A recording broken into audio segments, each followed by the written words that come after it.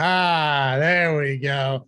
What's going on, everybody? Welcome to the Stokastic.com NFL strategy. Man, best intro of my life.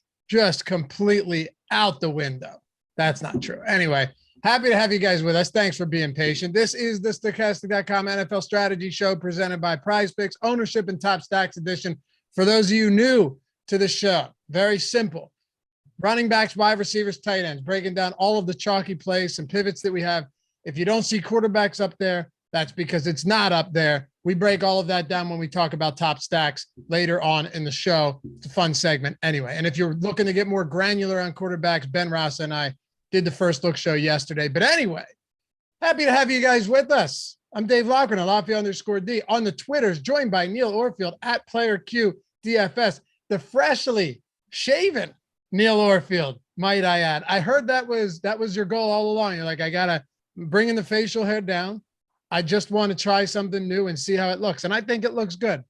Yeah, exactly right. I just wanted to shave down my beard, and that's what I did. That's the story. That's exactly what happened. I got to say, Lafayette, while you were talking just now, I was hearing playback again, and I was going to lose my. I'm like, what is going on? Like, nothing is working. But it was because apparently when Mike pushed the stream back out, it started playing my YouTube video. So I was like hearing what we were saying, and then hearing it again 10 seconds. I was like, oh my god, this is so terrible. But apparently it was just on my end. So I'm glad to hear that. Glad that we have just a 10 game slate to talk about here, since we are starting a little bit late. Honestly. You said it on the show yesterday with Ben that you preferred these 10 game slates, and it has nothing to do with, the content makes it easier, but it does make it a little bit easier too. So I like this slate. Yeah, it makes it. Doesn't it kind of feel like a very wide open slate though, where there's a million different even from an ownership standpoint, you got just spread out from top to bottom. There's no, and this as well as I do, one injury, two injuries midweek, very likely right after we finish the show, will change everything. But right now, it's obviously Amon-Ra St. Brown and Justin Jefferson at the top. I mentioned the Ben yesterday. I'd be surprised if these aren't the two highest owned players, at least wide receivers on the slate. But nobody's pulling insane ownership right now, which I think makes this a fun slate to talk about. Yeah, it's definitely a fun slate to talk about. A lot of kind of fun games going on. It's also, I don't know if you play much best ball. I forget if we've talked about this, but it is week 14. It's the final week of the regular season of best ball. So it's like everything has been leading up to this. After this week, we will know who moves on. Obviously, that doesn't affect DFS at all, but very exciting for those of us who play best ball to finally get to the weeks that it's like, okay, this week matters. Like what happens here? This is gonna be the final say in who moves on. And then from there, it's, every round is a new playoff round. So it's very exciting. And yes, people talking about the beard in chat. I've told this story on a couple streams already, but I guess we do have some viewers here that we don't have elsewhere. Yeah, so I put on my guard, my 1/8 inch guard that I use on my head, and just put it on and immediately forgot that I had put on the head guard, and just went straight up my chin and like kind of the side of my chin. So there was really no salvaging it. And I just decided to go down to this 1/8 inch. Hopefully in a week or so, I'll have my beard back. What, I need a side by side because now I can't remember. Like I saw you and I mentioned it right away. Yeah. Because I noticed. But what do you usually go with on your face? 3/8 on the face, 1/8 on the head. It makes a big difference. You wouldn't think it would make that big of a difference, but yeah, it's like it's like basically a full beard with 3/8. I keep mine at a 2. If I bring it to a 1, it looks way different for sure. Yeah, it's crazy how much of a difference it makes. When Eric did the eyebrow thing, I told him, "You do that. Listen, I'm an all right guy. I'll shave my face." And I did. And I look absurd with a shaved face. I really do. Like fully. When's the last time? Because I haven't had a fully shaved face other than that. And that was just for shits and giggles. I haven't had a fully shaved face in a very long time. I look young and pretty awful. I mean, I can tell you it was just a little over 7 years ago, because that was right before I met my wife. She actually likes the beard. She doesn't like the way the short shave feels. Yeah. And like for me, it's like literally later in the day, I'll have like enough scruff that it hurts. So she likes the beard, and I'm like, well, I'm happy to grow out a beard. So it's been a little over 7 years since I've had a shaved face. All right. Enough scruff that it hurts. I mean, even if it's like if I try to completely shave it, it's like within 4 hours, I've got just really a little bit of stubble there. All right. Well, anyway, enough of the beard talk here. Let's get into some football. Hit that thumbs up, guys. Subscribe to the channel. Leave a comment down below if you're listening after the fact. If you're listening in podcast form, well, we see you. You hear us. We see you. subscribe to the podcast, leave a rating and review. All that stuff helps us a ton. Tell your friends about the Stokastic NFL strategy shows. Really anything for Stokastic, but selfishly, tell them about the NFL strategy shows. All right, man. Running back position. Let's dive right into this one. I'm not sure there's anyone right now that jumps off the page to me as a clear cut, like, I need to do everything I can to get him in my lineup. You have Mixon. We're assuming he plays, coming off the concussion, missed last week with the concussion. No real practice report on him yet, but we have him in our projections, and I think we should. Then we have Barkley. Little surprised by that, to be completely honest with you. Christian McCaffrey with no Jimmy Garoppolo. You got Mr. Irrelevant Brock Purdy in there against the Tampa Bay Bucks in a game with a wildly low total out there in San Francisco. And then it's kind of rounded out. We'll get to, we'll start with these guys just because most of them are high priced, like Derrick Henry's up there as well. Then I want to wander into this like 10, 11, 12% range where you have a lot of these 6K mid-range running backs. Yeah, you're right. I mean, I'm just looking through the running backs, not even looking at ownership or anything, just like the matchups. It's really hard to find running backs in spots that I really like. Running backs who are the clear-cut bell cow on their team in great spots. It's generally like, I mean, we've got the Eagles going up against the Giants. That's a great spot, but you know, you can't always count on Miles Sanders getting all the work. He's generally a bell cow, so I guess he largely qualifies, but you know, Miles Sanders can certainly hit in any matchup. He can also miss in any matchup. So not somebody you ever feel all that confident in. And just looking through, I mean, the Vikings are facing the Lions defense. I love that, but Dalvin Cook hasn't really been getting it done all year. The Lions against the Vikings defense, well, suddenly it's looking like a timeshare. Now it looks like DeAndre Swift might be back. So yeah, I'm with you. There's no real great spots here. Pretty interesting. The running back who shows up in the optimal lineup most times in our boom bust tool is Derrick Henry, which, you know, maybe shouldn't be a huge shock. He's Derrick Henry. He's going to have the volume. He's going up against the Jaguars defense that they're 13th against the rush this year, but Derrick Henry can do it against anybody. He can certainly do it against this Jaguars defense. He's had a lot of success against them in the past. Not that really matters all that much, but I guess Derrick Henry is probably the top option for me. Just looking at the boom bust tool, we've got him projected for just 15% ownership. I'm kind of shocked to see that we have Derrick Henry in the optimal lineup 29% of the time. That's wow. Not something that I would have expected to see. Right? That's like, yeah, maybe it's not the best spot in the world against this Jaguars defense, 13th in rush DVOA. He has failed plenty of times this year. Titans only have a 22.5 implied team total. I don't know. I'm very surprised to see how often he's shown up in the optimal, but it might just be because of what we're talking about. There aren't any real like slam dunk options today. For sure. And look, I don't think it changes anything, but interesting dynamic in Tennessee right now, firing their GM, John Robinson, after that embarrassing loss to the Eagles where they got, steamrolled by A.J. Brown. Yeah.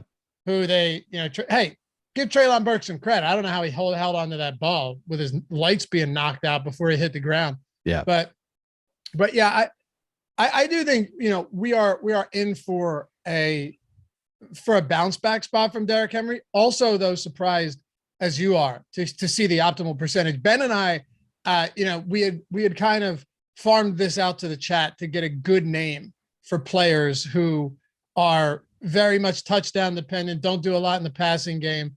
And if Ben had said, like, if you remove the touchdown, you just you just take their yardage total oftentimes if they don't score and move the decimal. So we call them decimal backs, right? The ones that aren't going to produce elsewhere.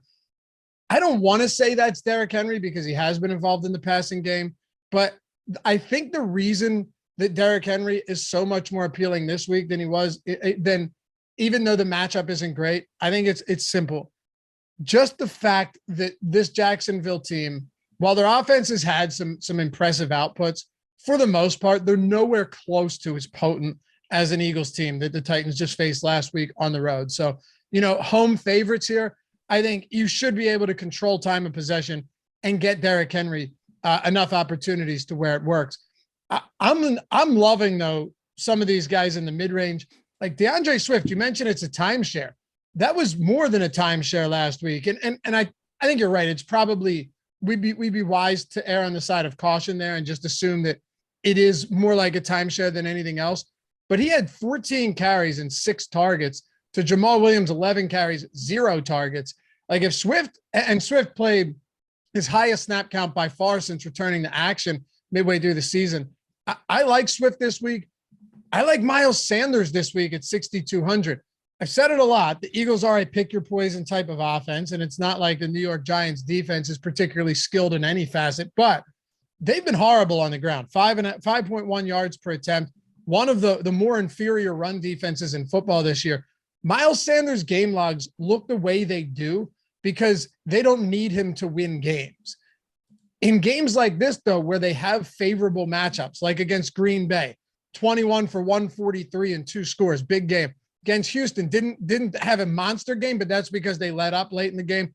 93 and a touchdown. Most of the good matchups that he's had this season, you've seen some good games from Miles Sanders. So those are just a couple guys I like in that value / mid-range tier. And I think there's a whole lot more we can get into.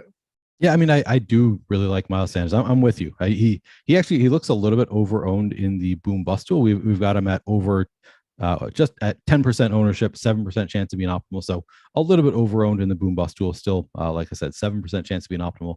Obviously, that is not too shabby. The Giants 27th against the rush in terms of DVOA. The Eagles have a 26.25 implied team total. But like you said, it really does come down to they can just beat you any way they want. So they're probably going to be running the ball more against this Giants defense where they're probably going to be playing with the lead, and it's probably going to be Miles Sanders doing the damage. It's just, you can't really count on it. The Eagles, it's been my sense. I don't know if this is, maybe you can speak to this, and there's probably a statistic I could look up somewhere, but the Eagles, if they get up big in the first half, they kind of stop throwing the second half. They tend to run the ball more if they have a lead in the second half, which is what you would expect, but they really go away from the passing game if they take a big lead. So maybe that's where we see Miles Sanders really take off, but certainly a spot that I like as well for Miles Sanders against this Giants defense.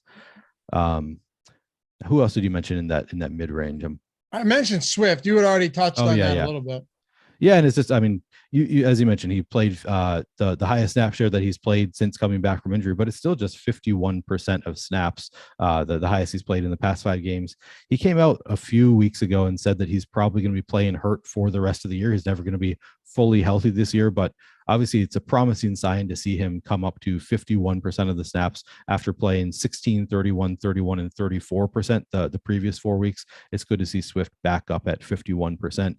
Maybe that's a sign that he is getting healthier, and it's a great spot for Swift to play if he's going to be getting 50+% of snaps against this Vikings defense. It's just, as we both alluded to, it's just a tough spot to really predict, because maybe that was just a fluke. Maybe it's because he was looking good. They were letting him play a little bit more.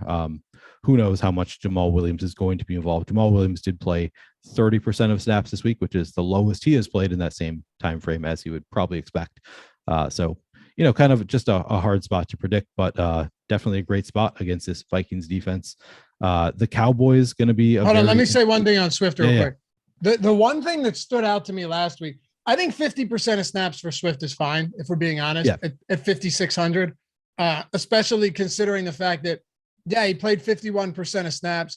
That equaled out to, let's see here, that equaled out to 39 actual raw snaps, 20 looks on.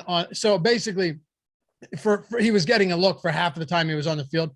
What stands out to me the most, though, they routed Jacksonville. You would think that sets up more as a Jamal Williams type of game. Yet, despite winning, 40-16 in that spot, or 41, whatever it was a massive, 20+ point blowout. DeAndre Swift was still the guy that was getting the majority of looks. I would have figured more so in like shootout conditions, but I think if you see something like that, that bodes well for a situation where if they possibly fall behind, even though they're taking huge money, they're 2.5 point favorites now. Even if they were to fall behind, I think Swift benefits more. I would actually go as far to say that game script wise, if he continues to see similar snaps, he's a lot safer than Jamal Williams at 5,600. Yeah, that also might be an indication. I mean, you're not going to run your running back out there. If you have a huge lead and if a guy is, at risk of re-injury, you're not going to be throwing out there for a lot of snaps. So maybe that's a good sign for Swift's health that he continued to play after they had a big lead. You and Ben did a little talk about coaches yesterday. That might just be a Dan Campbell thing. Dan Campbell might not be the most logical coach out there. I don't know. Maybe I'm not giving enough credit. Yeah, easy, pal.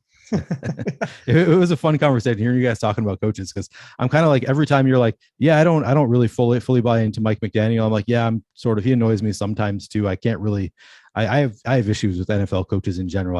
I have trouble really liking any of them. So it's hard for me to I don't know, to really choose one that I love. Mike, I think Mike McDaniel says a lot of the right things a lot of the time, but sometimes just bothers me. I think that is true of most NFL head coaches, but I guess that is beside the point. Maybe we can assume that Dan Campbell is as rational as the next NFL head coach, and he's only playing DeAndre Swift if DeAndre Swift is feeling healthier. So I guess that is a good sign for DeAndre Swift.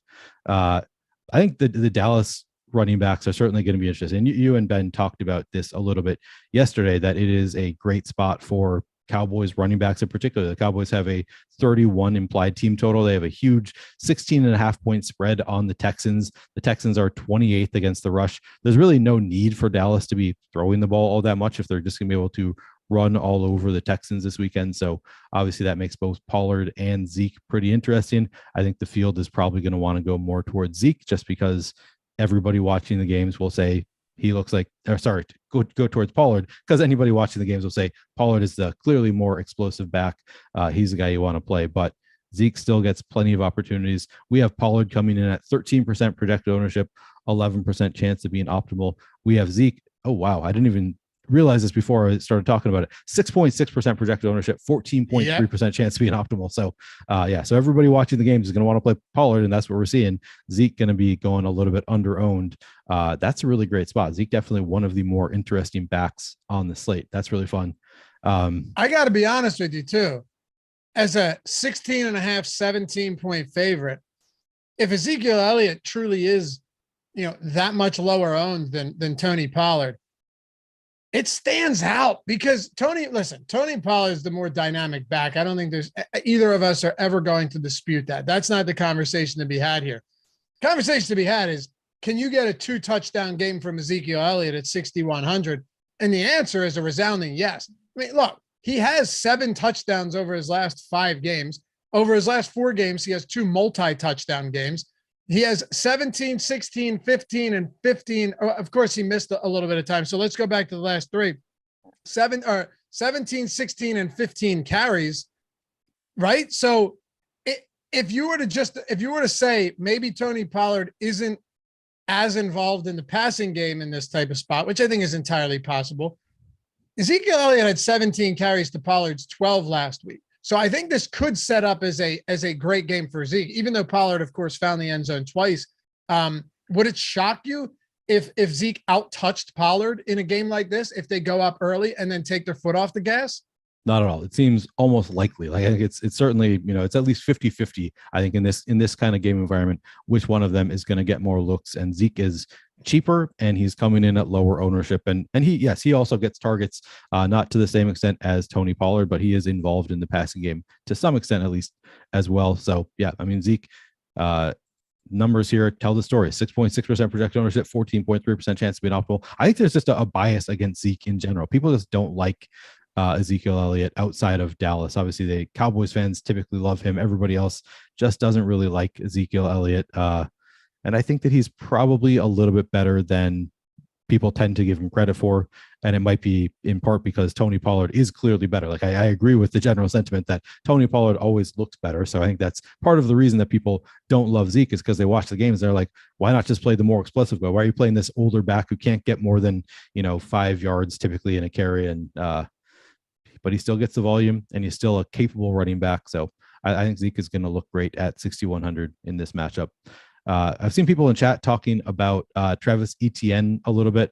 Certainly looks interesting after a bad game last time out against the Detroit defense that, honestly, I think we all kind of expected him to carve up that Detroit defense. He didn't, but I think, again, you can go back to Travis Etienne, 9% projected ownership, 14.6% chance to be an optimal.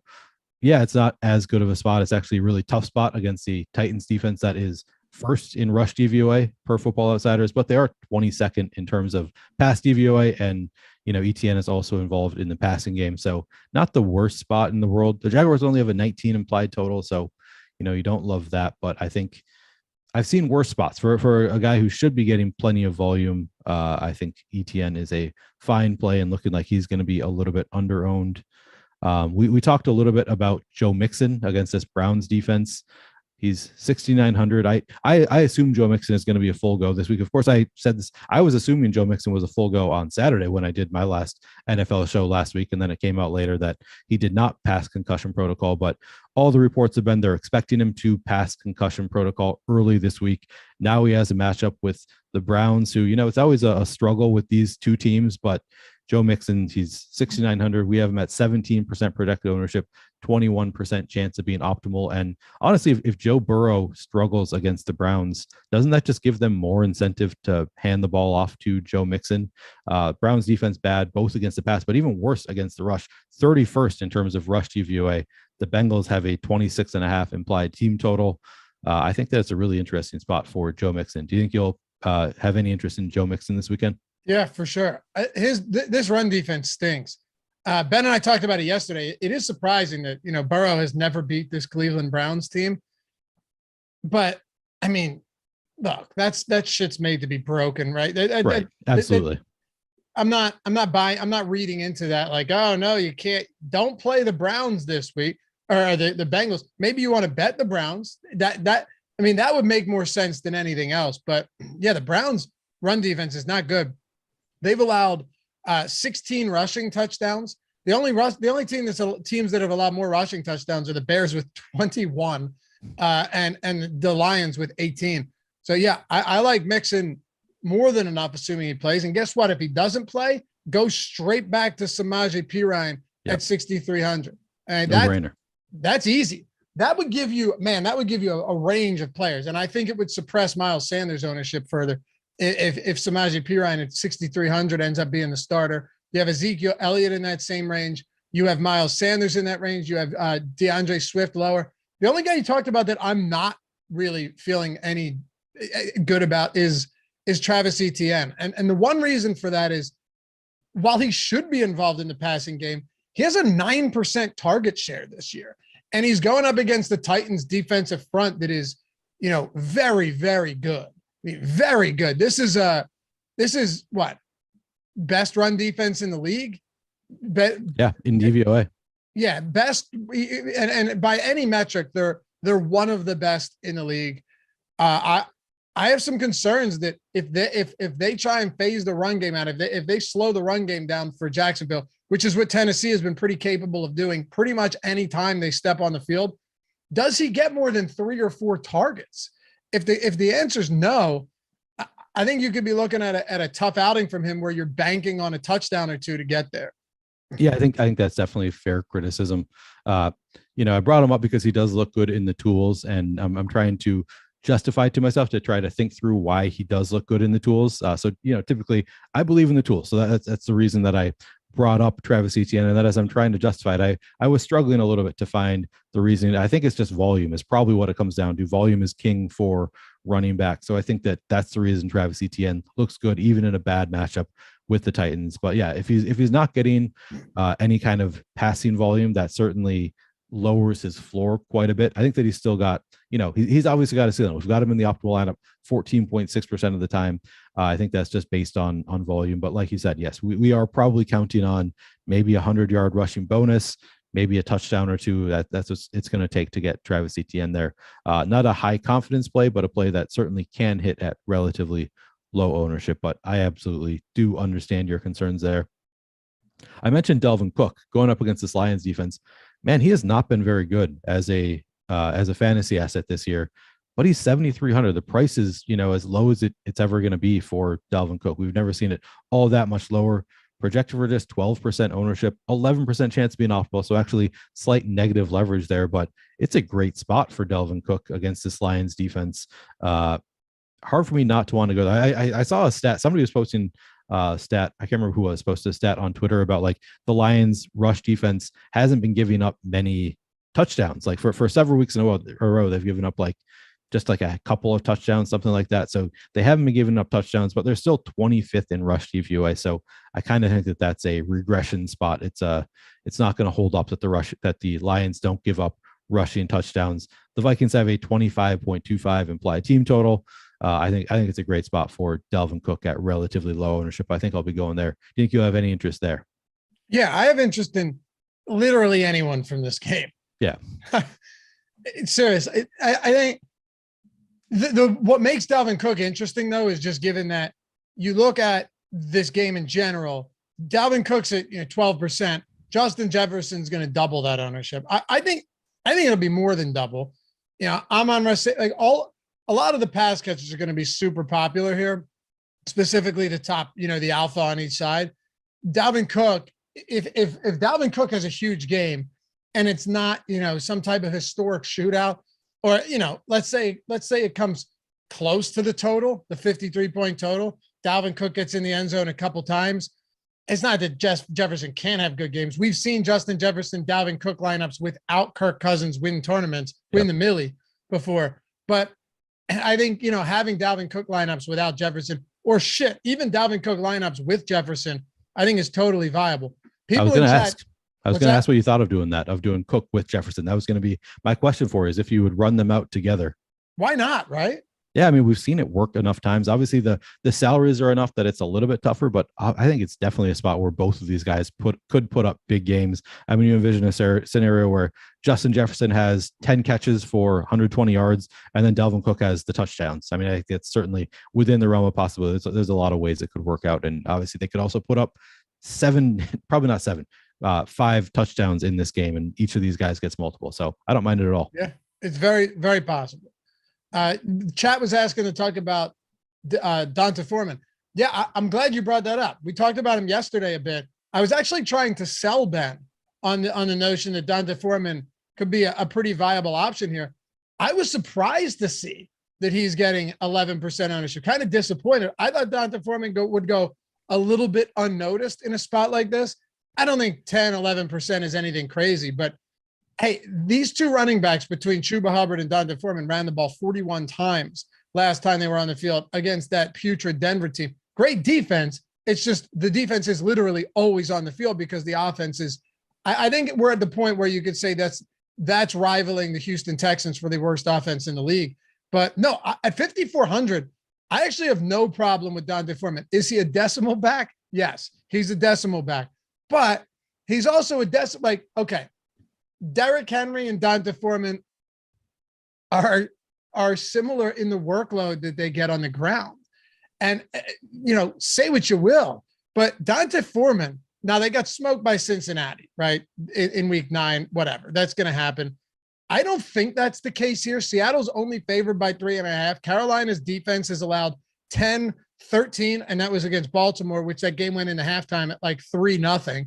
And then 15 points over their last 3 weeks. Outside of that Cincinnati game and Atlanta, the past several, and against week 7 against Tampa Bay, they allowed 3 points. This is the type of team that defensively is league average, maybe in some areas slightly better. D'Onta Foreman, 24 carries against Denver, 31 against Atlanta, 26 against Atlanta again. And I think Chuba was out for one of those games. But the fact remains here, Neil, that if this is a neutral game script and they're not getting their doors blown off, D'Onta Foreman has easy 20 plus carry upside at 5,400. I'm always willing to give that a look. Okay, but first, so decimal back. I think you gave the definition earlier. It's just a back who gets there by volume, like they do it a decimal, a couple of 0.4 at a time kind of thing. It's a guy with a low floor where with the ceiling, they're not hitting their ceiling without touchdowns. Okay. Essentially, so basically, if a decimal back, because if they don't score, right, they're not involved in the passing game. So if they have 17 carries for 90 yards, you're just moving the decimal back. You're just putting the decimal in between the 9 and the 0, and you're getting their fantasy total. Okay. Yeah. Got it. Yeah. Definitely a great decimal back here in D'Onta Foreman. But yeah, 5,400. I mean, with the volume that Foreman gets, he could certainly put up 100 yards, get that 100-yard bonus. It's a great spot against Seattle. The Seahawks are 24th in terms of rush DVOA. Yeah, I'm with you. Deontay Foreman looks great. Looking at our tools, he looks like he is actually, because he is getting the higher ownership than you're expected. Slight negative leverage, but nothing to be really concerned about. 11% projected ownership, 9% chance to be an optimal. So as I said, slight negative leverage there, but looks like a spot where I'm certainly going to have some interest in Deontay Foreman in a great matchup with Seattle at 5,400. Sign me up. I've got interest there for sure.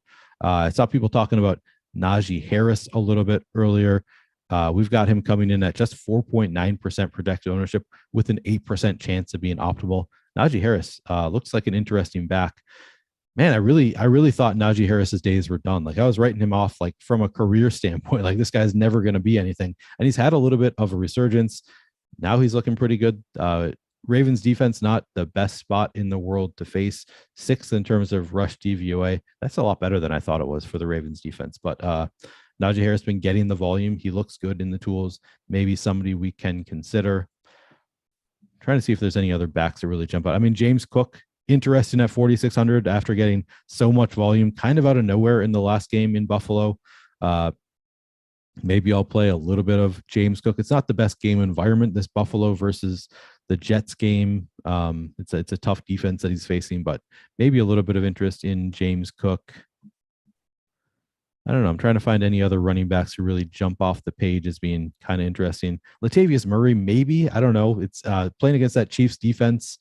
Maybe they want to slow the game down, so maybe they just keep it on the ground in Denver. They probably don't want to give it to Russell Wilson too much. So 5,200, Latavius Murray against Kansas City. I mean, they're not a great defense in general. Plus, you would think Denver, again, if you assume that Hackett is a rational person, they would want to keep the ball out of Patrick Mahomes' hands. He's not, though. He's not. I know that he's not, but we're having this, and are any NFL head coaches rational people? That's the question we need to ask ourselves. There are NFL coaches who are more rational than Nathaniel Hackett. No, I know. Can say that much. Yes, that is absolutely true. Yeah, so we can't. But I don't disagree. Like I don't think either running back in this game is crazy. I don't think Murray or Pacheco are crazy to look at. Yeah, no, for sure. I am. Yeah, and Murray looks great in the tools. 5.8% projected ownership, 9.7% chance of being optimal. Pacheco looks neutral. He's 5,700. The price is right. 8.4% projected ownership, 7.8% chance of being optimal. Pretty fun to see him kind of taking over in that Kansas City backfield. I really didn't think it was going to happen. I thought they were just going to stick with Clyde Edwards-Helaire all year, and it kind of seems like they've turned it over to Isaiah Pacheco and Jerick McKinnon to an extent as well. But yeah, Isaiah Pacheco looks pretty fun. McKinnon himself, he's also 4,600, same price tag as James Cook, but project for 2.1% ownership, 0.9% chance to be an optimal. So slight negative leverage there, but somebody you can at least consider, I would say, in a large field GPP is if he's getting enough volume. I will say the Seattle situation, I don't know what to make of the Seahawks, because I don't know if Kenneth Walker, what's the latest on? I should look up what the latest is on Kenneth Walker. I don't think he plays personally. Yeah, that's been kind of the way I've been leaning as well. So that's, I guess, a situation that is probably okay. I'm seeing people describing it as probably a multi-week injury. These are not people who know anything. So yeah, I don't expect Kenneth Walker to play this weekend. Looking at the Seahawks backfield snap share, so Kenneth Walker in the last game played just 21% of snaps. DJ Dallas was the one who played 48% of snaps. Tony Jones, 34%.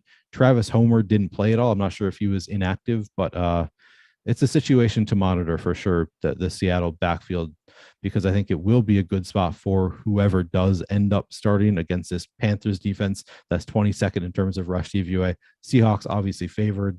Did you have any read on the Seahawks running game? Are there any of these guys who are going to interest you, assuming that we get Kenneth Walker out? No, I don't want anything to do with this. Not going there, huh? All right.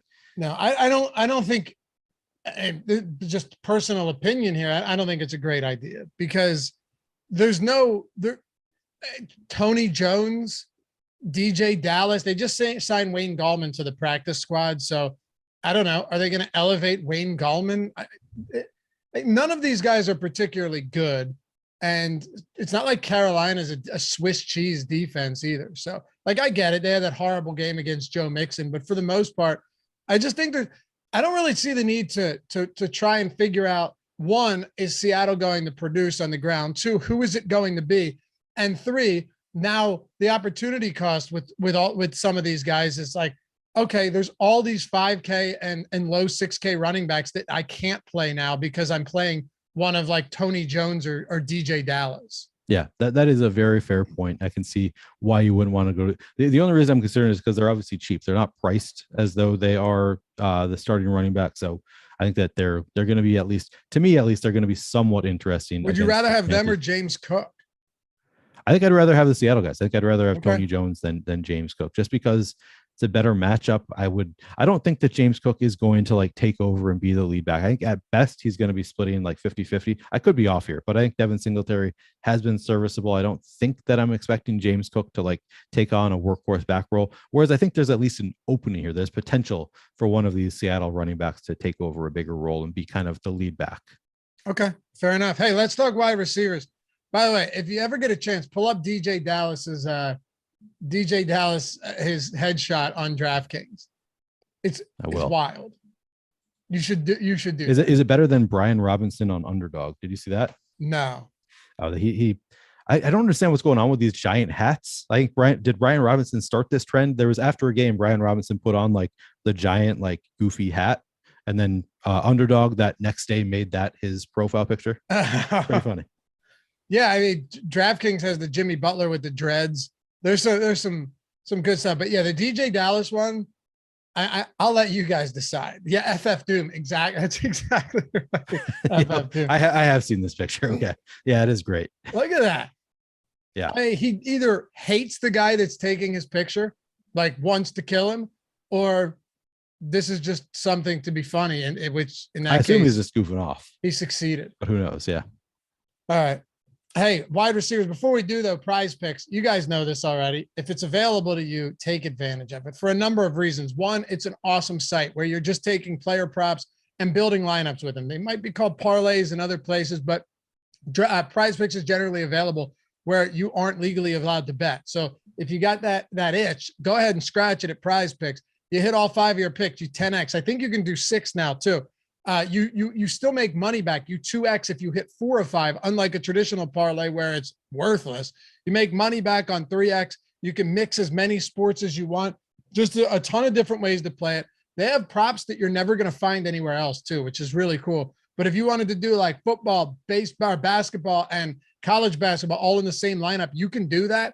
And you're getting the $100 first match deposit bonus when you use the link in the description or the one in chat. You're also getting a free month of Stokastic Plus Platinum. Yep, you heard that right. $120 value, everything that we've got on the site, all of our tools, not just for football, for all of our sports, including, the lineup generator, boom bust tool, ownership projections, top stack tool, everything that we talk about on these shows, everything we're going to talk about later in this show, for every sport, all available, free month. Just use the link. Otherwise, we can't find you and figure out how to give you that free month, the Stokastic Plus Platinum, and we can't get you the $100 first match deposit bonus. So link in the description and in the pin in the chat.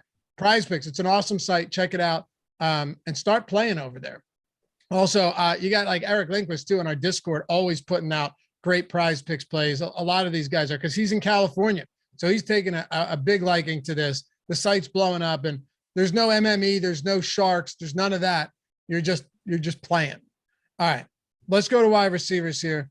Can't take up as much time as we did at running back. And for what it's worth, guys, we had technical difficulties earlier, so I scrapped the week 13 review. We'll get back to it next week. But at the top, I don't really think we need to talk a lot about Amon-Ra St. Brown and Justin Jefferson. In my opinion, they're popular, but probably not even popular enough. They're fantastic plays this week. Yeah, I mean, both. What a game environment to be involved in. I think these are the two most obvious plays on the slate. I think that, as you said, the ownership is going to be there because these guys are so obviously great plays in this game. Amon-Ra St. Brown is just 7,800. I don't know. In this matchup with the Vikings, he should probably be even more expensive than 7,800. We've got him projected for 22.4% ownership, 22.9% chance to be an optimal. Yeah, he's a great play. If you can fit Amon-Ra St. Brown into your lineups against his Vikings defense, you should do so. Justin Jefferson, much more expensive, 9,000, makes it a little bit tougher, but we still have, he's almost neutral, 17.4% projected ownership, 16.6% chance of being optimal. I think everybody knows the reasons to play these guys. They get great volume. It's a great game environment. Two pretty bad pass defenses. The Lions 17th against the pass, actually better than I would have expected. But they're Justin improving. Jefferson, they're improving, but it's still, I mean, he's Justin Jefferson. He's done it against better defenses than the Lions. So it's a great spot there. And then the Vikings are 24th in terms of pass DVOA. The Lions have a 27.75 implied total. Expected to beat the Vikings. They're not going to beat the Vikings. The Vikings are going to win this game. That's crazy.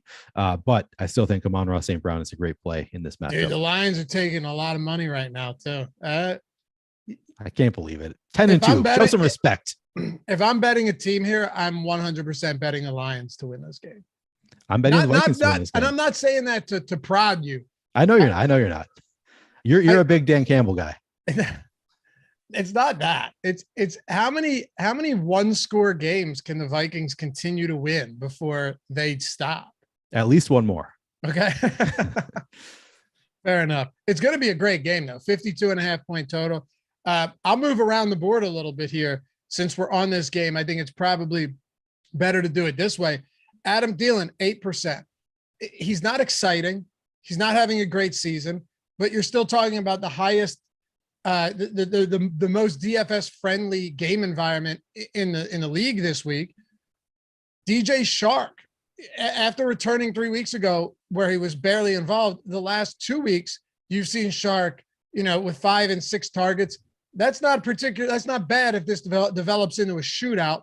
Like Josh Reynolds is kind of fizzling out. Jameson Williams probably gets a little of that Josh Reynolds opportunity, but he only played a few snaps last week. I think you could look across the board here. Even if you wanted to punt some shots on like KJ Osborne, we've seen the Isaiah McKenzies of this world in good offenses have games where you need them, specifically on Thanksgiving.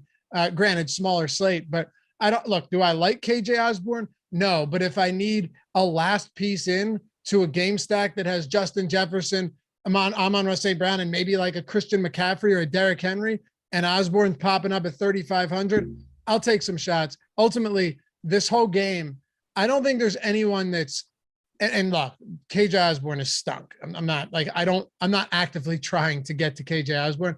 I'm just saying, I'm not sure there are spots in this game that I'm like unwilling to have in my lineups. Yeah, I agree with you 100%. All of these guys pretty interesting. Starting with Adam Thielen, he's just 4,900 in a matchup with the Lions.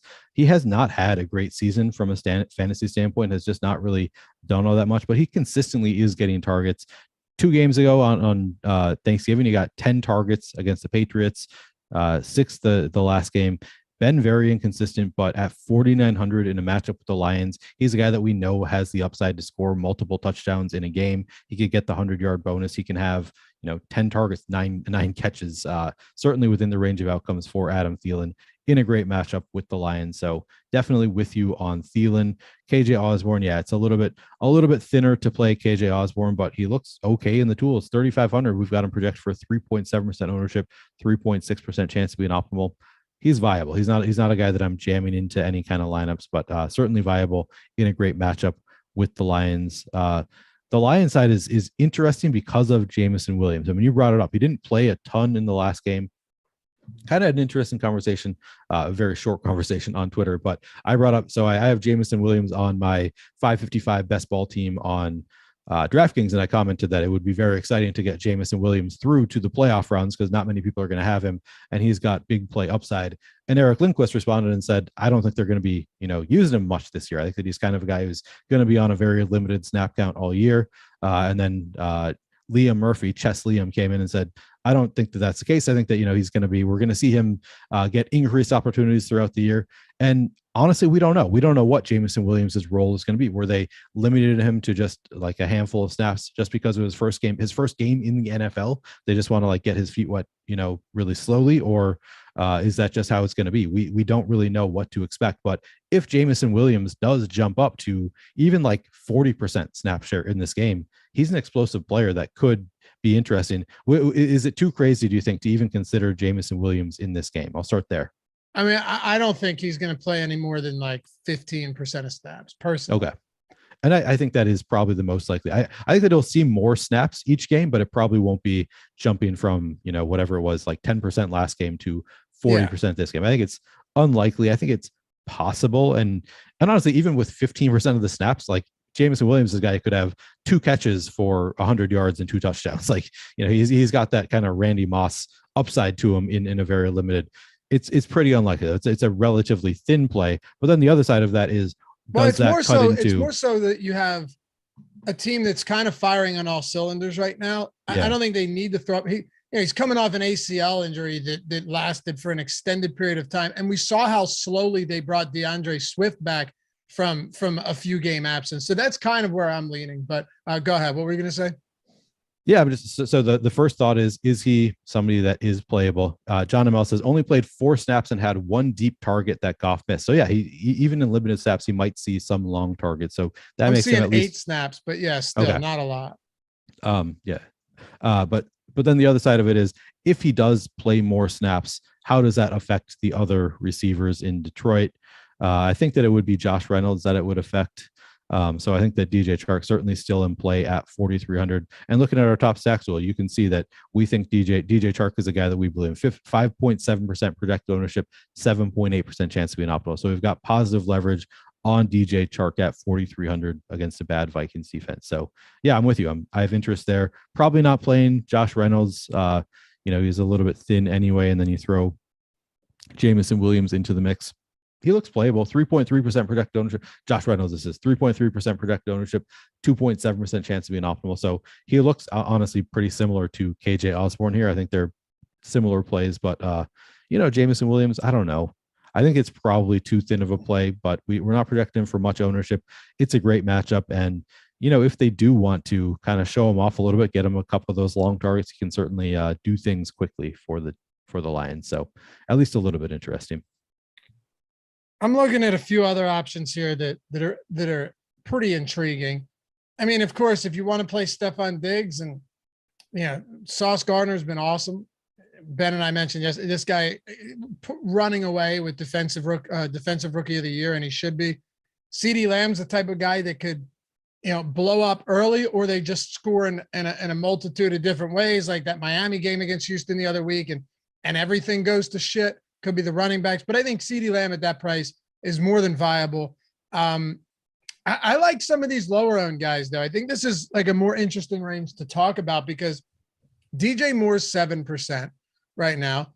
No problem with that. I'm not looking at a Sam Darnold and assuming that this is any form of downgrade from Baker Mayfield or PJ Walker. It's not, right? Like, he's still the clear top option in the passing game. And like, you say what you want about Terrace Marshall, starting to get more involved. That's fine, but it's still DJ Moore that is going to see the bulk of opportunities there in the passing game. Pretty low total, 44, but nothing insane.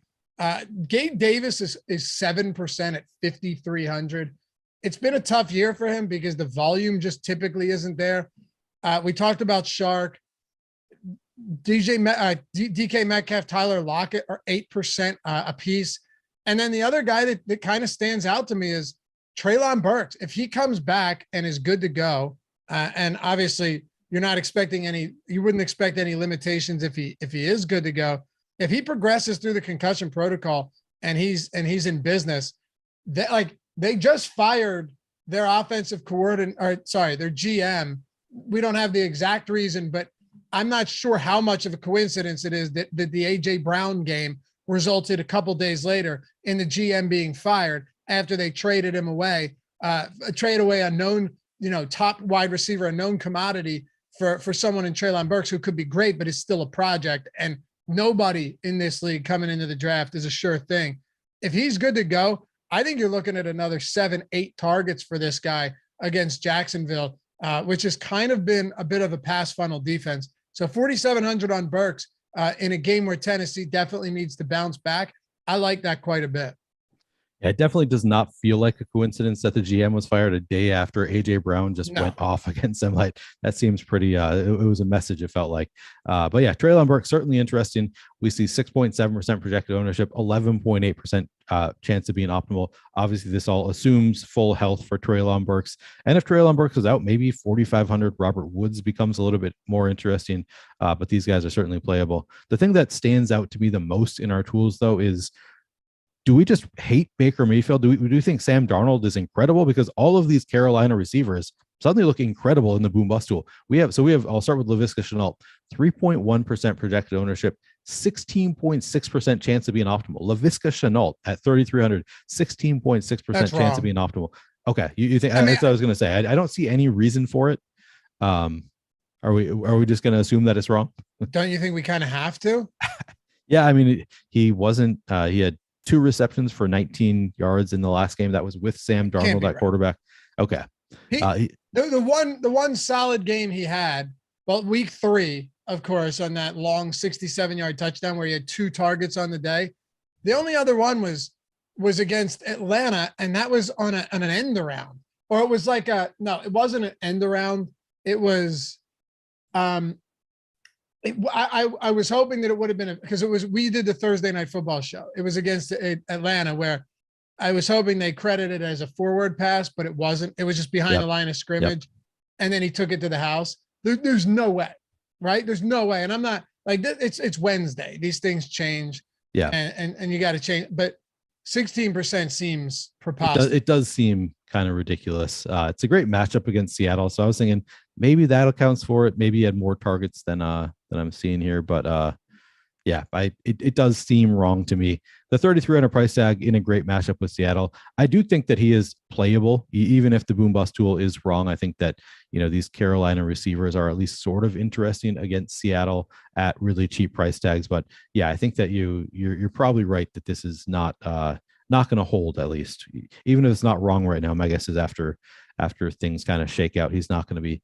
17% optimal. But yeah, DJ Moore also, as we said, I think DJ Moore very playable regardless. He's 5,500. We have him projected for 7.5% ownership, 9.8% chance of being optimal. Going to have some interest in DJ Moore against the Seattle defense. And then Terrace Marshall, we have at 3.6% projected ownership, 5.5% chance of being optimal. He's 3,600 in a great matchup with Seattle. So the matchup certainly right for Carolina. Yeah, I'm kind of sad now if I'm thinking that the Laviska is the optimal percentage is wrong. I guess we'll find out as we get more updates. If it's wrong, it will correct itself. But yeah, that is probably, well, like how could Shenault be 16% and the same price KJ Osborne is 3% in a game where they have a massive total and essentially the same target share? Yeah, that with a better quarterback. Right. True. That's a good point. It's I don't know. Maybe I'm way off and Shenault just blows up this week and it blows up in my face. But that'd be fun if it does. No, I think you're right. I think you're right. That is probably incorrect. Yeah, I was looking for some kind of reason that he would project so well or, show up optimal so well, and I can't find it immediately. So that probably just means that it is an error in the tools right now. Garrett Wilson, I don't know. He's getting it done week in, week out. Now he's facing Buffalo. It's a tough defense, but they're going to need to be throwing the ball. What do you think about Garrett Wilson at 5,900 against a good Buffalo defense, but in a game where they're going to need to be throwing the ball? And any interest there? Yeah, he's awesome. 15 targets last game. I think Zach Wilson's going to have to throw a lot again. Yeah. And I mean, look, it doesn't make me excited that Tre'Davious White is back. The healthier this Buffalo defense gets, the scarier they're going to be for sure. And they're looking to be they're looking a whole lot healthier. Yeah, of course, Von Miller on the IR is a huge hit to the Buffalo Bills. But as far as the secondary goes, you've got these guys getting healthy. Yep. I still don't mind Garrett Wilson, though. I still don't mind them, just assuming that the volume is going to be plentiful. And I don't see why it wouldn't be. Mike White's interesting too, because this guy, if you go back to like the few starts he's made, he loves targeting his running backs in the passing game. This is just a side note. He loves targeting. I remember last year being like, man, Michael Carter had another 11 targets and it was crazy. But Garrett Wilson is the top option in this passing game. I think there's no doubt about it. I don't like him nearly as much as I did last week. I'll say that much. Yeah. But it's still, or the week before was the game. Yeah, like Chicago. But I think I'm not fading him just because he's going up against Buffalo, just based on volume alone. And his price still probably isn't where it should be. Yeah. 15 targets in the last game. That was a much better spot, but 15 targets is certainly promising. Obviously, with Mike White throwing it 100 times, somebody's going to get a lot of targets, but at least sort of interesting for Garrett Wilson. One guy that I really liked this past weekend, Greg brought him up on the Saturday show, and I had not been thinking about it, but then after Greg brought him up, I was kind of really interested, is Elijah Moore. Like, he just hasn't done it all year, but has been more involved with Mike White in the past couple games. He was targeted 6 times in this last game, which would be more meaningful unless you look until you look at all the other players on the team. And it's like Corey Davis had 10 targets, Tyler Conklin had 7. So it's just everybody was getting a ton of targets. Maybe not much you can take away from it, but Elijah Moore at least sort of interesting to me once again. But it's a little bit thin in this matchup. Corey Davis, though, 10 targets. What do you think of that? I mean, 10 targets for Corey Davis. He's a talented receiver. He's been injured for a lot of the year, but maybe, I mean, if he's going to be getting targets, maybe somebody you can at least consider playing. I don't know. We're jumping right into some thin plays, I guess, but do you have any interest in any of these other Jets receivers? Yeah, I think I would probably play Corey Davis over Elijah Moore. Okay. But it's a tricky spot because the volume should be there, unless Michael Carter or Zonovan Knight, probably a timeshare once Carter returns, because Knight looked good. Unless they figure that out, or maybe it isn't high pass. Maybe the Jets defense is able to put the clamps on Buffalo again and keep this as a lower scoring game. It's tough to say. I don't think they're unplayable though. I honestly just don't have much to add on them because there's nothing that stands out in one direction or the other for me. Yeah. I don't know why I went off on that tangent, because I'm with you. I think that they're playable, but they're not the best players. Unless we can get back to some of the players that are more interesting, starting with CeeDee Lamb. Looks really good. 7,500 projected for 13.7% ownership, 21.5% chance of being optimal. He's at least interesting, assuming that everybody else is going to be playing those Cowboys running backs. There is at least some chance that they, at least early in the game, are doing it a lot through the air. The Texans 19th against the pass as well as 28th against the rush. So not really great from any aspect of the defense. So I don't know. CeeDee Lamb is at least an interesting play this weekend at, reasonable ownership. He's a guy that I'll be going to some. Both of these Cincinnati top receivers, Jamar Chase and T. Higgins, look pretty good in the tools. We have some positive leverage. Jamar Chase projected for 12.5% ownership, 15.1% chance of being optimal. T. Higgins, 9.1% ownership, 12.3% chance of being optimal.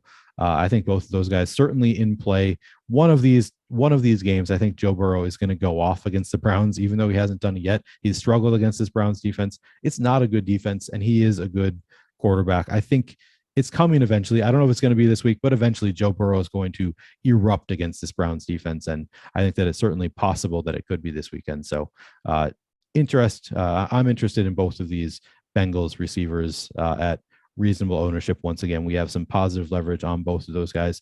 And then one other name that I want to throw out there, because I find it interesting that he looks so good in the tools. Actually, I should bring up both of them. The Denver receivers. Are we ever playing Denver receivers again? That's a question we have to ask ourselves. Is it ever worth it to play these Denver receivers? If ever there were a chance to play them, it's against the Chiefs. They're not a great defense, obviously a great offense. Denver is going to need to be throwing the ball. Russell Wilson seems to have, it's like the Zoolander thing. Like, I can't turn left. He's like, I can't throw it to receivers. I can't throw it, to an open receiver in the middle of the field. I don't know what's going on with Russell Wilson, but maybe it corrects itself at some point. Cortland Sutton, 8.9% projected ownership, 12.5% chance of being optimal. I saw, what's his name? I'm blanking on his name now. Jordan Vanek, who used to do one of these shows with you last year, was posted on Twitter about Jerry Jeudy. This is an interesting spot for Jerry Jeudy in this matchup. 6.6% projected ownership, 8.3% chance of being optimal. So both of these guys have positive leverage. It's just a matter of, can you trust Russell Wilson to get the ball to his receivers? I'm not sure if he can, but these guys look good. I might take a shot or two on this Denver passing game. I don't know that I'll go to these guys as one-offs, but probably I might try some Denver stacks with Sutton and Jeudy. Is that, you don't think it's too crazy? You're saying that I can do it? You can, yeah. You're not going to do it? I don't think so. He's averaging 0.7 touchdowns per game. Like, he's thrown less touchdowns than Taylor Heineke. It's terrible. Yeah. And I say that because Taylor Heineke's played like half the games that he has. I don't know, man. I have a real difficult time with, because all right. So I guess let me ask you this question then. What's the upside right now for when I like Greg Dulcich because there's just like the very little opportunity cost there at a tight end position that's pretty weak, and unless you're paying up for Travis Kelce at the top. Mark Andrews is going to have Tyler Huntley, so not saying he's unplayable, but that kind of diminishes his value a little bit. What is it, like 80 yards and a touchdown is what we're playing for here? Because Russell Wilson has what, one or two multi-touchdown. How many games has he thrown multiple touchdowns this season? I'm not saying it can't happen, but at this point we have to at least acknowledge that it's very unlikely. He's thrown 2 touchdowns once all season long. Yeah. He's had 0 touchdowns 4 times, 1, 2, 3, 4, 5, and 1 touchdown 5 times or 6, whatever it is, 5. Like it's so bad. But it's again, it's still like NFL. It's like almost always a relatively small sample set. Like I do believe that he's actually bad. Like I've watched the game, so I don't think that it's just a small sample size issue. But I do think that there is, we've got a week between games. Like there is an opportunity for adjustments. Of course, we haven't seen it yet, so that it's not a good indication that they're capable of making adjustments. But you got to think they're watching tape, and maybe one of these weeks they figure something out. It's a good matchup. I think there's a little bit more upside than 80 yards and a touchdown. I think that these guys, there is at least the possibility. It is not likely though. I'm with you. The Broncos have just been a mess. This offense is terrible. It's reflected in the team total. Not a spot that I'm confident in. Actually, I want to ask you, I know we're getting late, but I need to ask you just real quick, this hypothetical question. Because people will talk about this with Russell Wilson. He is on pace to not throw as many touchdowns this year as there are bathrooms in his house. Do you think somebody posted this on Twitter and I wish I could credit them. Do you think if you were the starting NFL quarterback for 17 games we'll say the Broncos, do you think you could throw as many touchdowns as there are bathrooms in your, where you live? So home? I have three bathrooms. Okay. No. Yeah, I think that's probably the safer answer. Like, dude, but you're saying starting from my own, like, or just any season, right? Like just you're playing the entire season as a starting quarterback. No. Yeah, I probably couldn't either. I don't think. No. Like I want to say like, I have enough athleticism, but I don't even know if that's true at this stage. Like if Russell Wilson, no, there's no way, man. I mean, look, is it? No, I still think the answer is no. It would be so difficult to do that unless you're just on an amazing team and I can drop back real quick and dump it off to Christian McCaffrey. I mean, that's what I was thinking initially, but then I gave you the caveat of you're playing on the Broncos offense, which for the Broncos offense, definitely no. But what if you're playing on I'm trying to think of a better offense that's not dependent. No, because on the quarterback. The Giants. The Niners is what I meant. No, because if any team sees me out there, they're just going to completely blow it up every single time. Like if they know I'm at quarterback, they're just going to play it in a way that makes it impossible for you to do anything, particularly on the ground. And then, NFL quarterback is a crazy position. I know it is. I know this. Like even Russell Wilson is so much better than any of us could ever dream of being. It's just. Man. How much time do you have to prepare for this? That's the other thing. I think if you give me like 3 months, I could maybe. So I have 2 bathrooms in my house. Because you have to learn the playbook too. You do have to learn the playbook. I feel like on the Niners, I might have a shot just because of all of the weapons. Like it wouldn't be me. It would be me throwing it short to Deebo Samuel or Christian McCaffrey and then them doing the work. Back in 17 games, I don't know. It's unlikely. Are we adjusting for injury potential? We're not. We're saying we're going to play the entire 17 you're guaranteed games. to play. I'm guaranteed to get through the whole year. Yeah. I mean, if you're adjusting for injury potential, I'm clearly going to pull a muscle like the first drive and I'm not going to play the rest of the year. But if you're going to pull a muscle on the first drive, right? And I know we're not adjusting for injury. What makes you think you can rip a deep shot? I know you're not. I can't rip a deep shot. Okay. Yeah. I know that I can't rip a deep shot. All right, that's fun. That's a good question. I mean, I think both of us are saying that the answer is no. We probably can't, but it's a low bar, 2 touchdowns. So do you think you would definitely throw 2 touchdowns or 1 touchdown if you had the whole season? Not definitely. I would take the over on 0.5, I think, for a full season, just because it's a long enough season that like one of my receivers is going to do something for me on a short throw. Like I can get it to a receiver 10 yards away from me, and then they can do something with it. Man, we got to set this up. Yeah. I love it. Sign me up. I'll be an NFL quarterback. I don't know. I don't know if I actually want that. I take the money. I'll be a backup. I'd be a backup. Yeah. Yeah. Give me Chase. Third stringer, preferably. Yeah. Give me Chase Daniel. Let me make 47 million or whatever it is in my career and start like 2 games. All right. Tight ends here. Hey, and by the way, if PrizePicks isn't available to you, I've told you guys, BetMGM, 2 free months of Stokastic plus Platinum. Link is in the description. Link is in the chat. All you have to do is click the link, take $10 or more if you'd like. And I'll tell you why more might actually be beneficial, but it doesn't have to be. Take $10, bet whatever you want. When that settles, BetMGM will email you, get the 2 free months. All of our tools, like I said before, everything on the site, including the new lineup generator, everything else.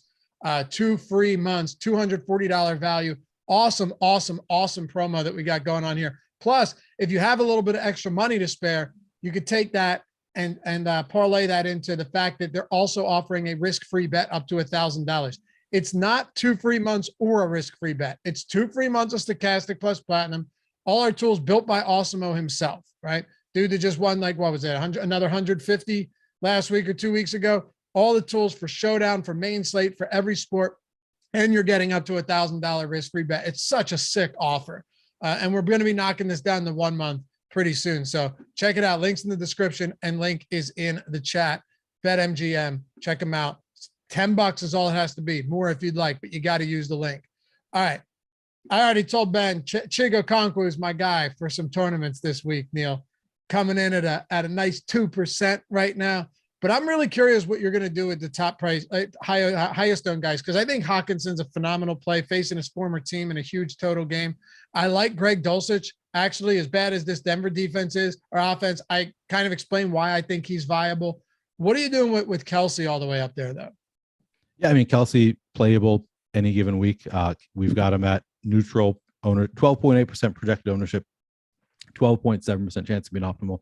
He's Travis Kelsey. He's 7,600. The price tag is okay. I don't think we need to go that deep into Travis Kelsey. We know exactly what we're getting. We're getting the tight end who is the most likely to put up a big score. He's going to have the highest volume. He's in one of, if not the best offense in the NFL. Broncos defense, not terrible. They're 4th against the pass in terms of pass DVOA, but obviously the Chiefs can do it against anybody. They have a 26.5 implied team total. I think, yeah, he's a fine play. 13% projected ownership seems about right to me. That's probably about where I want to be on Travis Kelsey, even after he let me down in a big way this past week. I played a lot of Kelsey, which I don't usually do, and he let me down. So that was disappointing, but I think he's a fine play. TJ Hawkinson, you brought him up. Absolutely love TJ Hawkinson at 5,100 in this matchup, this revenge matchup with the Lions. I don't care that it's revenge. I do care that it is a bad Lions defense. 11.5% projected ownership, 14.8% chance to be an optimal. And he's just been a target monster for the Vikings. Since he came over to the Vikings, TJ Hawkinson just getting all the targets. 5,100 seems like a lot, but honestly, for the volume that he's getting in the matchup and for his talent, I think it's a great spot for TJ. I think he's probably my favorite tight end on the board. There's a lot of guys who look kind of interesting, but TJ Hawkinson certainly one of those who's in the conversation for my favorite. As you said, Greg Dulcich. If I'm considering playing Cortland Sutton and Jerry Jeudy, I got to consider a 3,400 get Greg Dulcich. He's the clear TE1 for Denver. He's 3,400, as I said. Looks great. 7.9% projected ownership, 14.3% chance to be an optimal. We've got some positive leverage there. Njoku. Now we've got Deshaun Watson at quarterback. Who knows how that's going to affect him? I would think it's going to be a positive change for these pass catchers, but 5.3% projected ownership, 11.9% chance of being optimal. He's 3,900.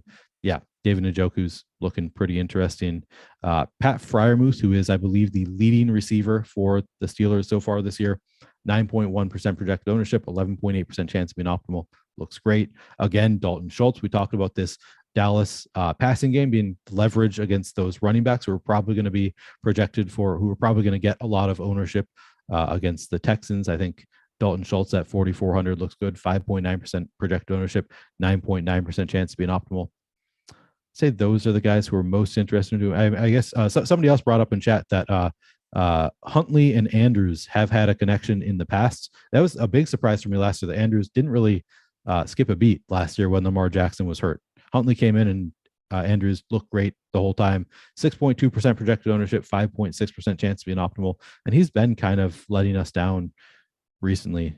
So relatively low ownership. And I believe it. I think he's probably not going to get a ton of ownership. He's 6,500. I think that you can certainly play some Mark Andrews as well. Anybody else that you wanted to, any reactions to those or anybody else you want to talk about? Yeah, I have no issues with Mark Andrews. I mean, this offense has been stagnant lately. I don't think there's any denying that, but I think that it's a reasonable price point. It's fine.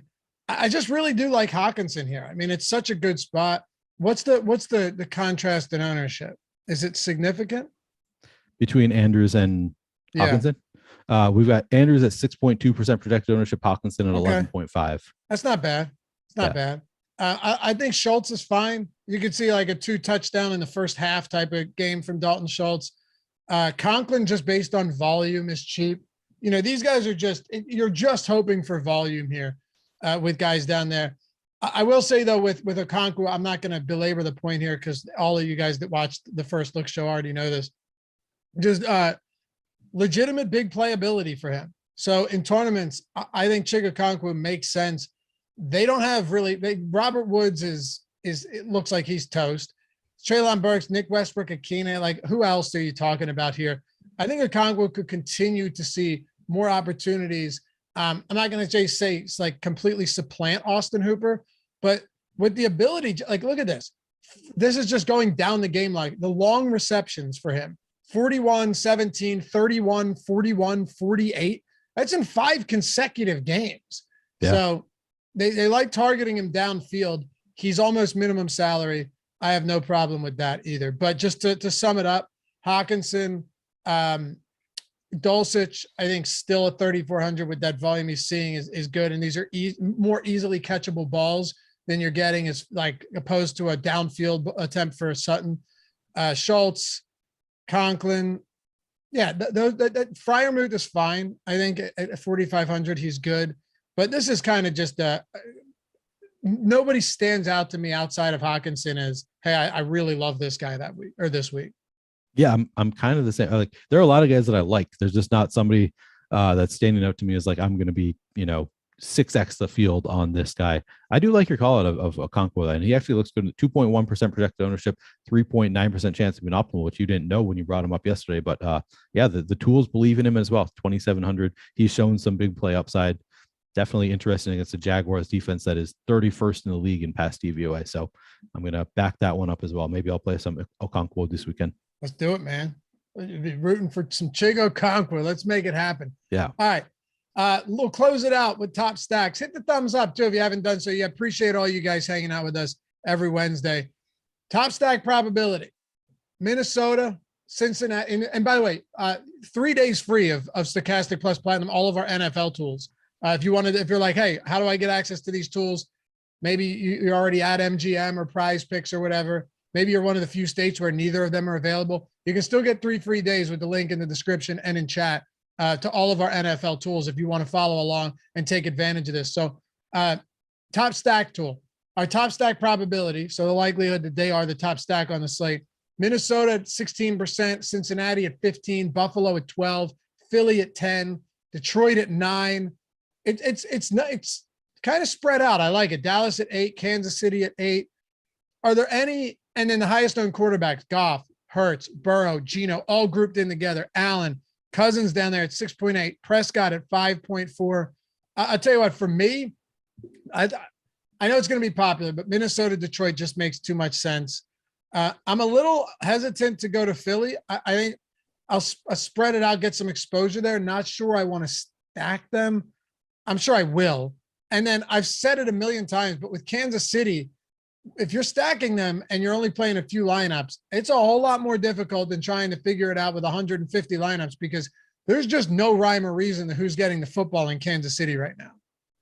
Yeah, I know. It's a thing that's like, does it make us like them better or less? Like, because for me, it's really hard to predict, honestly. Yeah. I mean, it's been all season. I've been playing these guys. I've been spreading it out, trying it this way and that way. And never get it right. So I get it. If you want to go away from the Chiefs, finally, it is really hard to predict who's going to have a big game week to week. I still think at 5% projected ownership for Patrick Mahomes, I'm going to have some interest there.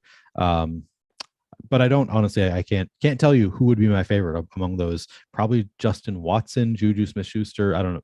I don't know exactly who. There's nobody that I love among the wide receivers for the Chiefs, so I get going away from them. Obviously, Minnesota. You said it's hard to get away from it. They look incredible. Obviously, we both like Justin Jefferson. We both like T.J. Hawkinson. They're probably my favorite stack of the week.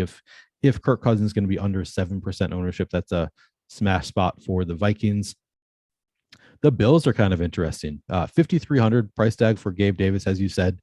Really interesting to see Gabe Davis that low, because we know that he's a guy who can, burn for a 60-yard touchdown in any matchup, even against this Jets team. 7.7% projected ownership for Josh Allen, 11.5% chance to be in the top stack. I'm going to have some interest in the Bills once again this weekend at relatively low ownership. Man, we've got negative leverage on Denver, even in this matchup with Russell Wilson being so cheap. 4.2% projected ownership. We still have negative leverage on this Denver stack. So as much as I want to go there, and I think that I'll probably throw a couple dart throws, but still negative leverage. So not a great spot that we really love. We've talked about Carolina. Yeah, so this is a clear indication that what the boom bust tool is saying is incorrect, because Carolina, we actually have 2.6% projected ownership for Sam Darnold, just a 1.4% chance to be in the top stack. So yeah, probably an indication that is incorrect. Yeah, a lot of interesting spots here. I think we've talked about them all throughout the show. Yeah, man. I if there's one stack that's low owned that you wanted to get to, is there one out there that you see as just low owned stack that, like, maybe a Tyler Huntley with Mark Andrews? I'm kind of intrigued by that because Huntley's got legs. He can run. I don't want to, full stack absolutely. that. Although, hey, Deshaun Jackson, long touchdown coming. So I don't know though. I heard you predict that on the show yesterday. Yeah. Yeah. We'll see. But maybe a Huntley and Lamar Jackson. We got to get out of here. But is there quickly one that you think that's low on that might stand out to you? I'll throw out. Cleveland stack. Deshaun Watson looked awful in his first game back, but it's could see a market improvement one weekend. I don't feel a lot of confidence in it. But as far as these teams that are not getting any ownership on the stack, that's one that I would at least think about against Cincinnati. Could be a shootout kind of game. Appreciate you guys. Follow Neil at PlayerQDFS. And what do you got going on throughout the week that these people should be paying attention to? Well, tomorrow I've got all my Thursday night football stuff. I'll be doing an article on the Thursday night football game. I'll be doing a couple of videos on how I'm setting up my fantasy cruncher, and then I'll be on live before lock as usual. And then on Friday, I'll be on the contrary. No Alex this week. We're going to have Steve Buzzard and Brian Hooper coming back. So that should be a fun show with two really bright, two of the best DFS players of all time again. So that'll be a good show. I think that's the only show I've got on Friday. No high stakes this week. And then I'll be on Saturday strategy show with Greg, and then Sunday night football live before lock with Eric Lindquist. All right. And marathon matchup show tomorrow. Matt Savoke and myself. Be ready. Bring your IV bags, as someone said. John said that. Yeah, we got you. Bring everything you need. MREs, IVs, whatever it is. We'll get you covered though. 10 games, top to bottom, everything you need. We'll catch you back here tomorrow. Peace.